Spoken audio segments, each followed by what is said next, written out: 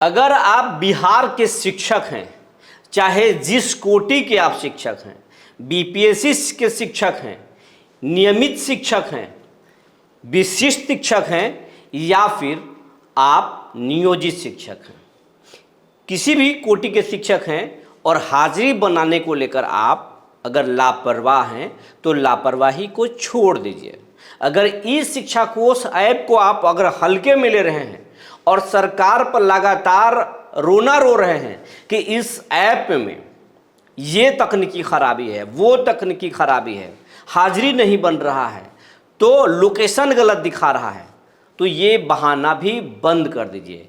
हो सकता है कि ये सही हो, लेकिन आप हाजिरी बनाइए, क्योंकि अब इस शिक्षा कोष को लगातार मॉनिटर किया जा रहा है और ऐसे बिहार के लाखों शिक्षकों को पकड़ा गया है जो हाजिरी बनाने में इधर उधर कर रहे थे। अब उन पर कार्रवाई करने की तैयारी की जा रही है।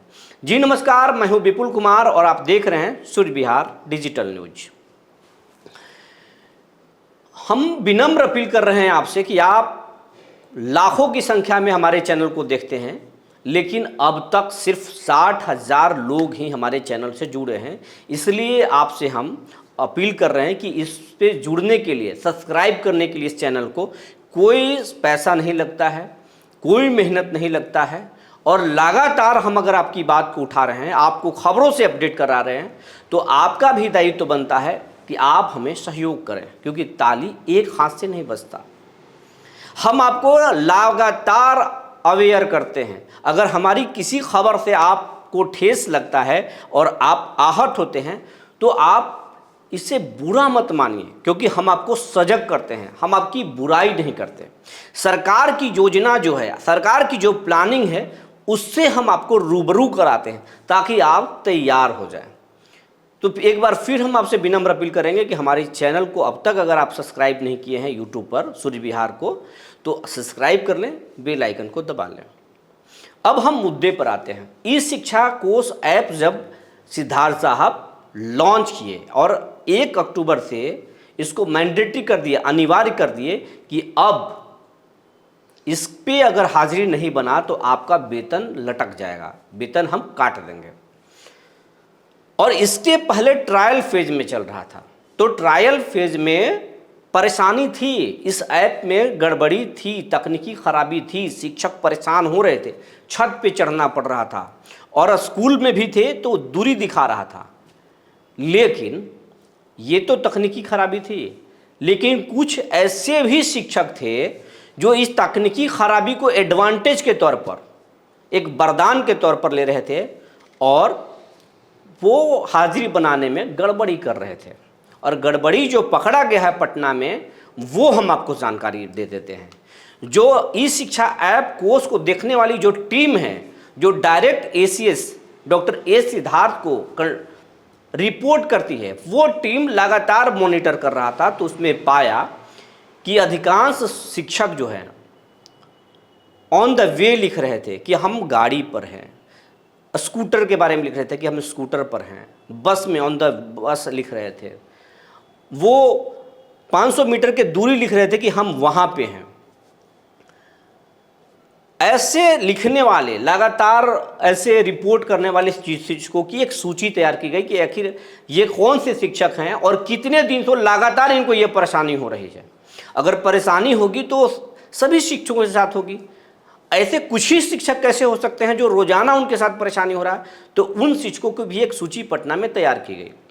उसके बाद कुछ ऐसे शिक्षक भी थे जो अपने स्कूल में स्कैन करके फोटो रखे हुए थे और उनका मोबाइल उसी स्कूल में होता था और स्कैन फोटो को दिखा करके वो अपना अटेंडेंस बनाते थे और लगातार ये हो रही थी उनके मोबाइल से हाजिरी इस तरीके से बनाया जा रहा था। और वो तो ऐप है, अगर आप उसको हाजिरी देंगे तो अप्रूव्ड ही करेगा और शिक्षक खुश हो रहे थे कि यह तो अप्रूव्ड ले रहा है, सही हो रहा है। लेकिन पटना में उसको मॉनिटर किया जा रहा था, तो ऐसे लोगों की भी एक सूची तैयार की गई। तो अलग अलग प्रकार की जो त्रुटि की गई हाजिरी बनाने में, ये मैं नहीं कर रहा हूं कि ये जानबूझकर की गई, कुछ लोग लाचारी में भी ऐसा कर रहे थे, लेकिन कुछ लोग गड़बड़ी किए होंगे, लेकिन अधिकांश संख्या में लोग जानबूझकर नहीं किया, अनजाने में उनसे हुई। यह तकनीकी खराबी थी इसलिए किए क्योंकि शिक्षक जानबूझकर गलती नहीं कर सकते हैं, और हम ये भी नहीं कर सकते कि शिक्षक अब स्कूल नहीं जा रहे। हमारे शिक्षक अब स्कूल पहुंच रहे हैं।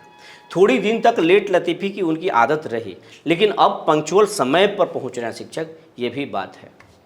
सरकार के वेतन पहुंचने में देरी हो रही है, लेकिन शिक्षक अब स्कूल समय पर पहुंच रहे हैं। लेकिन जो ट्रायल फेज में जिस तरीके की शिकायत पटना में पकड़ी गई है, वैसे शिक्षकों की एक सूची तैयार की गई और इनकी संख्या हजारों में नहीं बल्कि पूरे बिहार भर में लाखों में है। तो उनमें से भी जो मेजर थे, जो सबसे ज़्यादा लगातार गड़बड़ी कर रहे थे या उनके ऐप से लगातार गड़बड़ी हो रही थे, उन लोगों की सूची तैयार की गई। और उन लोगों की सूची जो है सभी जिला शिक्षा पदाधिकारियों को, लगभग, कुछ जगहों पे नहीं गई होगी अलग बात है, लेकिन लगभग जिला शिक्षा पदाधिकारियों के ऐसे शिक्षकों की सूची भेजी गई है। और पटना निदेशालय से कह दिया गया कि इन शिक्षकों को आप स्पष्टीकरण कीजिए और पूछिए कि ऐसा क्यों हो रहा था, ऐप में क्या तकनीकी खराबी थी। तकनीकी खराबी थी या तकनीकी खराबी जानबूझकर कर दिए थे या इसके साथ कोई छेड़छाड़ कर रहे थे, ये पूछिए ऐसा क्यों हो रहा था। और अभी उन पर कार्रवाई नहीं होगी।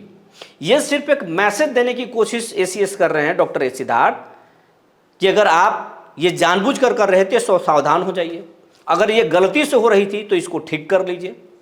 लेकिन अब आगे अगर ऐसा करने की जरूरत करेंगे तो आपके खिलाफ न सिर्फ वेतन रोका जाएगा बल्कि विभागीय कार्रवाई तक की जाएगी और आपकी नौकरी तक जा सकती है। क्योंकि डॉक्टर एस सिद्धार्थ अब क्वालिटी एजुकेशन बिहार के सरकारी स्कूलों में देना चाहते हैं और प्राइवेट स्कूलों को वो मात देने की कोशिश करेंगे, ऐसा प्लानिंग है। और नीतीश कुमार ने भी उनको स्पेशल टास्क दे दिया है, बोल दिया है, मुख्यमंत्री बोल चुके हैं उनको कि आप जो मेरा काम देखते थे या अलग अलग विभागों के जो काम देखते थे, कैबिनेट के जो काम देखते थे, थोड़ा उससे समय निकालिए लेकिन स्कूलों पर पूरा फोकस कीजिए।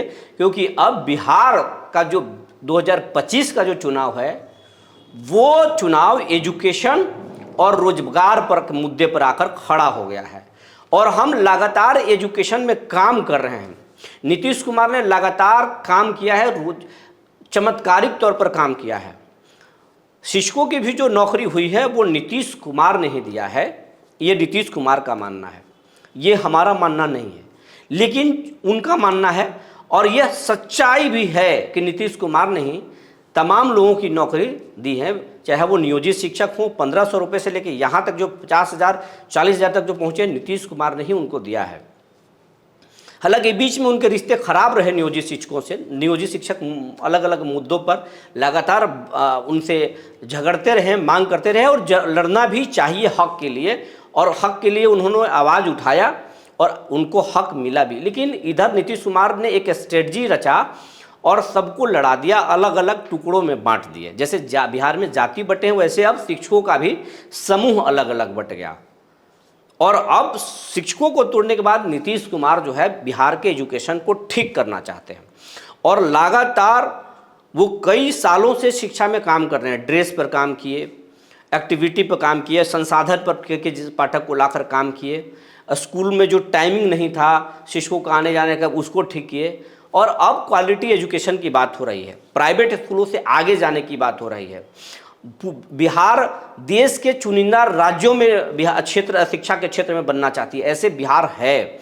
बिहार ही एक ऐसा राज्य है जहां आईएएस, आईपीएस और आईआईटीएन सबसे ज़्यादा बिहार से ही निकलते हैं। मैंने यूपीएससी और आईआईटी और नीट में सबसे ज़्यादा जलवा बिहार का ही होता है। तो बिहार ऐसे भी मेधावी राज्यों में है। यहाँ के जो बच्चे होते हैं परिश्रमी होते हैं। कारण है कि बिहार में कोई रोजगार उद्योग नहीं है, सबसे बड़ा उद्योग यहाँ पढ़ाई है।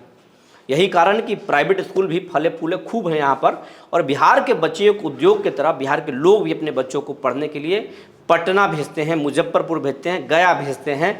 और जो सक्षम हो बिहार के बाहर दिल्ली, कोटा, बेंगलुरु, अलग अलग जगहों पर, भुवनेश्वर भेजते हैं और पढ़ रहे हैं।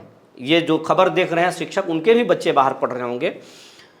तो बिहार के लोग सबसे बड़ा उद्योग अपने बच्चे को मानते हैं और बच्चे में ही पूंजी लगाते हैं। और इस पर अब चुनाव आकर खड़ी हो गई, इसीलिए नीतीश कुमार अब स्कूलों को ठीक करना चाहते हैं, साथ साथ कॉलेजों को भी ठीक करना चाहते हैं। दोनों चीज़ों पर काम चल रहा है। और रोजगार देने के लिए भूमि सुधार का भी प्लानिंग है कि भूमि सुधार सर्वे करा लेंगे और उसके बाद में हम उद्योगों के लिए ज़मीन देंगे और फिर बाहर के स्टार्टअप या उद्यमी बड़े बड़े आएंगे और बिहार में रोजगार लगाएंगे। तो अगर आप शिक्षा विभाग में हैं, शिक्षक हैं या शिक्षा विभाग के कर्मचारी हैं, अगर आप अपनी नौकरी को लेकर लापरवाह हैं तो ठीक हो जाइए, नहीं तो डॉक्टर एस सिद्धार्थ और नीतीश कुमार आपको बख्शने वाले नहीं हैं।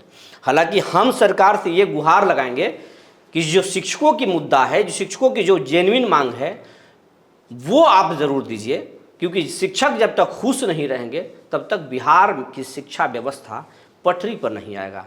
क्योंकि शिक्षक को पढ़ाने का काम है और पढ़ाने का काम खुशी से होता है। जो जानकारी निकल कर आई थी हमने आपको बता दिया। तब तक के लिए धन्यवाद।